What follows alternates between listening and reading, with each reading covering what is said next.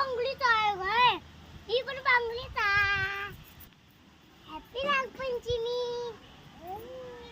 Happy Nagpanchami. सगळ्यांना तुम्हाला सगळ्यांना नागपंचमी.